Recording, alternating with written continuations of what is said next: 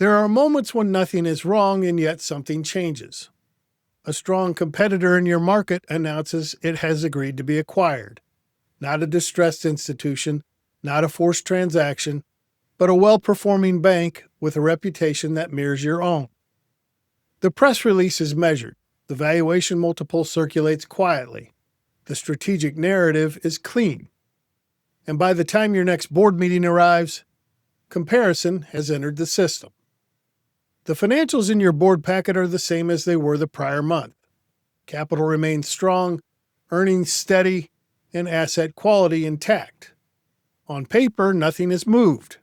Inside the room, something has. The tone is marginally different, not dramatic, just perceptibly tighter.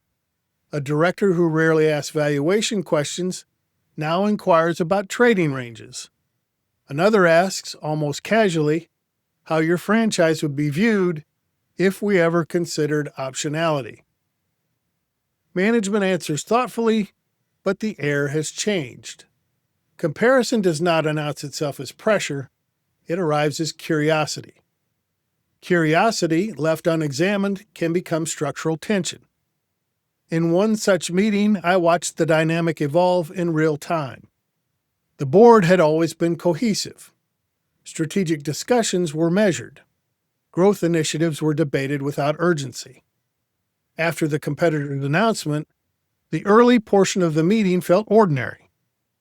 Then, during a routine strategic update, a director referenced the transaction again, this time not as news, but as context. We should at least understand where we stand. Reasonable, measured, sensible. Yet from that point forward, each conversation carried a secondary layer. Capital allocation was discussed in light of comparative multiples. Talent retention was framed against perceived market movement.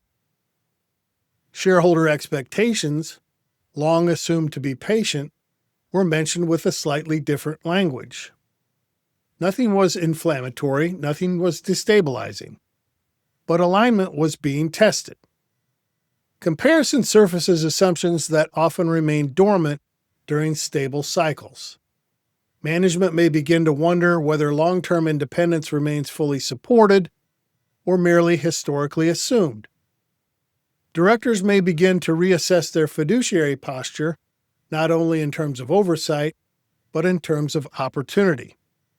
Shareholders, even silent ones, may recalibrate internal expectations without communicating them overtly. Employees may ask quiet questions about trajectory. Customers may inquire subtly about continuity. None of these responses require alarm. None require immediate action. They require clarity. The hidden vulnerability in these moments is not external competition. It is internal drift. Governance can begin to tilt toward reaction, not because anyone intends to react, but because comparison introduces a new reference point. Instead of governing structure, the board can gradually begin governing relative position. Relative position moves. Structure holds. The distinction matters.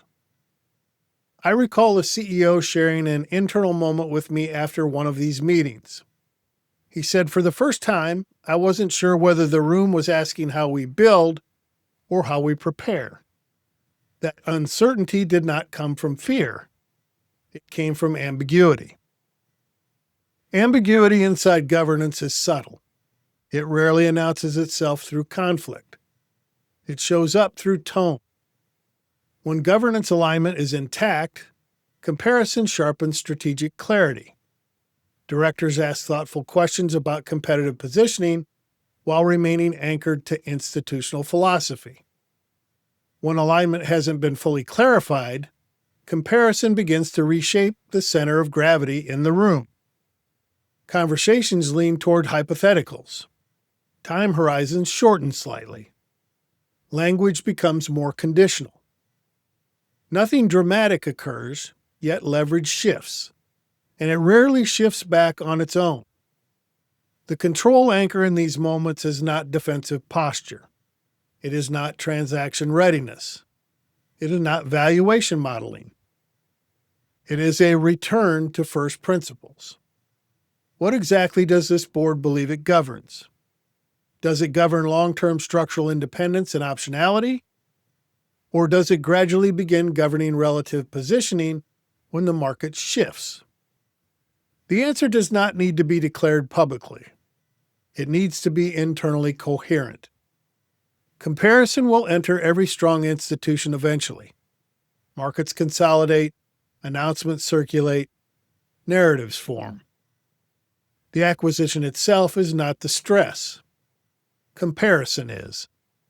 And comparison reveals whether governance alignment is anchored in structure or influenced by proximity. There is nothing unsettled about this observation.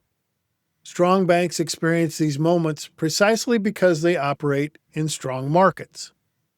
The question is not whether comparison appears, it is whether the boardroom grows more centered or more reactive when it does.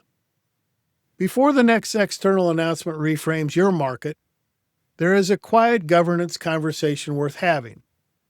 Not about transactions, not about timing, about stewardship. When comparison enters the room, what exactly are we governing?